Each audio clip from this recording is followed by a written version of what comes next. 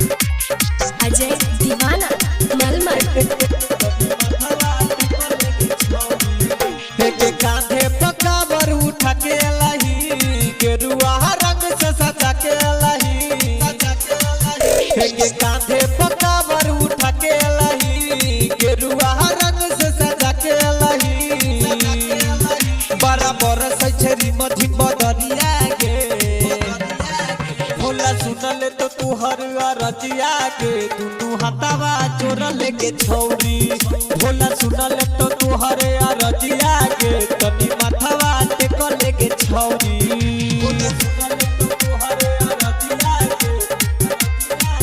तनी माथवा टेक लेके अजय दीवाना मलमल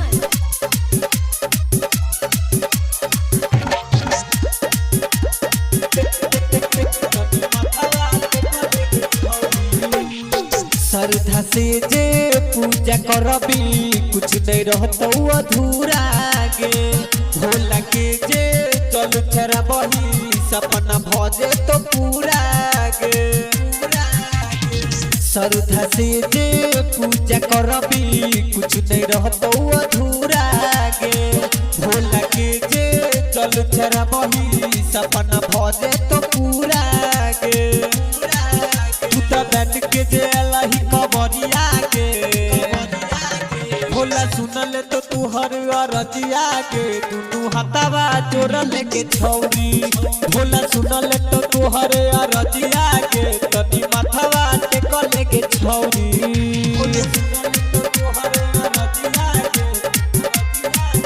तनी माथवा टेक लेके अजय दीवाना मलमल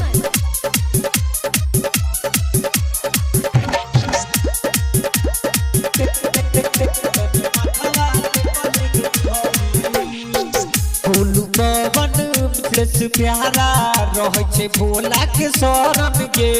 तू जाके झट से छौरी धले भोला के चरण गे फूल पवन प्लेस प्यारा रहे छे भोला के शरण गे तू जाके झट से छौरी धले भोला के चरण गे सब माफ कर तो भोला गलतिया गे भोला सुनले तो तू हर रजिया के दुनू हाथवा चोर लेके छौरी भोला सुनले तो तू हर रजिया के तनी माथवा टेक लेके छौरी चुलबुली रिकॉर्डिंग स्टूडियो दरभंगा।